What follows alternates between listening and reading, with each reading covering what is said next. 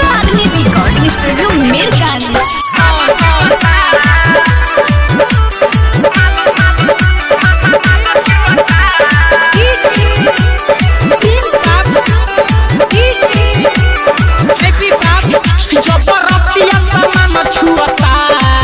हमरा लहंगा से माल चुअता, जबरतिया सामान छुअता। हमरा लहंगा से माल चुअता, हमर माने नहीं बतिया रे। दुनु धइले छतिया रे, दुनु नीबुआ हमार छुअता। हमरा लहंगा से माल चुअता, जबरतिया सामान छुअता। हमरा लहंगा से माल चुअता।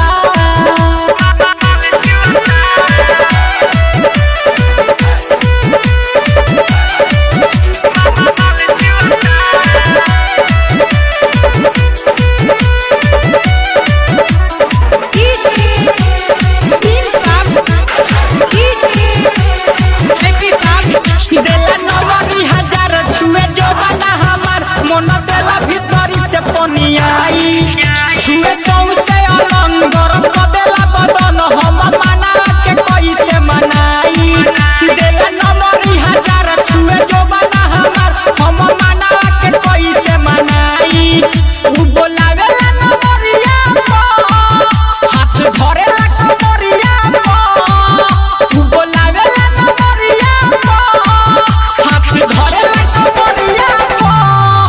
हमरा उठाला के जब छुअता, मोर लहंगा से माल चुअता। जबरतिया सामान छुअता, हमरा लहंगा से माल चुअता।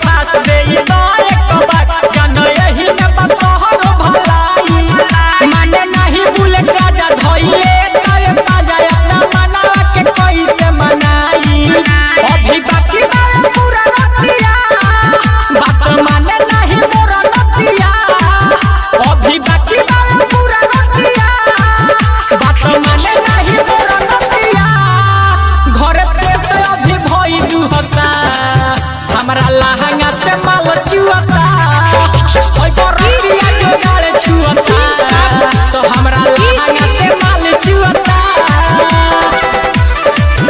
जबरतिया सामान छुअता। हमरा लहंगा से माल चुअता, हमर माने नहीं बतिया रे। दुनु धइले छतिया रे, दुनु नीबुआ हमार छुअता। हमरा लहंगा से माल चुअता, जबरतिया सामान छुअता। हमरा लहंगा से माल चुअता। Presented by Ragini Music।